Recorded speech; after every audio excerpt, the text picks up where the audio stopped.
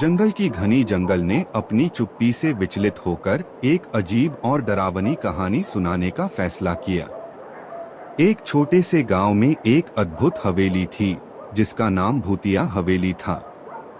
लोग कहते थे कि वहां भूतों की आत्माएं बसती हैं।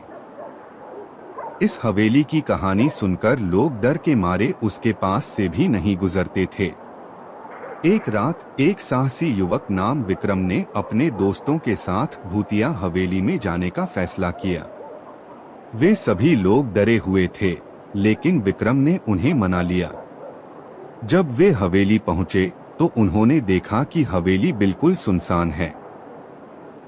कोई आवाज नहीं थी, सिर्फ चुप्पी थी जो उन्हें और भी डरावनी लगने लगी। विक्रम और उसके दोस्तों ने हवेली के अंदर की खोज शुरू की। वे कमरे के कमरे घूमते रहे, लेकिन कोई भूत नहीं था। तभी एक छोटी सी लड़की की आवाज सुनाई दी, कौन है? विक्रम और उसके दोस्त बहुत हैरान थे। वे उस लड़की के पीछे पड़ गए, लेकिन उन्हें कोई नहीं मिला। उन्होंने हवेली को और भी ध्यान से देखा, लेकिन कोई नहीं था। फिर एक अद्भुत सी आवाज आई, यहाँ क्या कर रहे हो? विक्रम और उसके दोस्तों का होश उड़ गया। उन्होंने उस आवाज की ओर देखा, लेकिन वहां कोई नहीं था।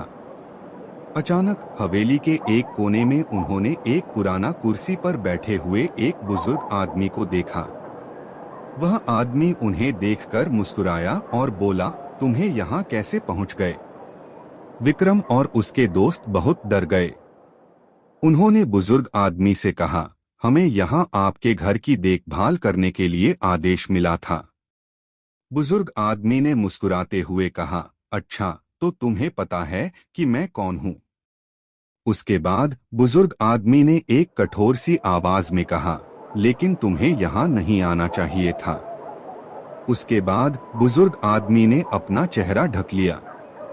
विक्रम और उसके दोस्तों ने उसके चेहरे को देखने की कोशिश की, लेकिन उन्हें कुछ दिखाई नहीं दिया। उन्होंने बुजुर्ग आदमी से पूछा, आप कौन हैं? बुजुर्ग आदमी ने मुस्कुराते हुए कहा, मैं इस हवेली का राजा हूँ। उसके बाद वह बुजुर्ग आदमी उनके सामने से गायब हो गए। विक्रम और उसके दोस्त बहुत हैरान थे। उन्होंने हवेली को और भी ध्यान से देखा, लेकिन कोई नहीं था। तभी उन्होंने वहां एक और आवाज सुनी, तुम्हें यहाँ क्या काम है? विक्रम और उसके दोस्त बहुत हैरान थे। उन्होंने उस आवाज की ओर देखा, लेकिन वहां कोई नहीं था। फिर एक छोटी सी लड़की की आवाज सुनाई दी, कौन है? विक्रम और उसके दोस्त बहुत हैरान थे। वे उस लड़की के पीछे पड़ गए, लेकिन उन्हें कोई नहीं मिला। उन्होंने हवेली को और भी ध्यान से देखा, लेकिन कोई नहीं था। फिर वे हवेली से बाहर निकले और घर की ओर लौट गए। वे बहुत डर गए थे और वादा किया कि वे कभी भी भूतिया हवेली में नहीं जाएंगे।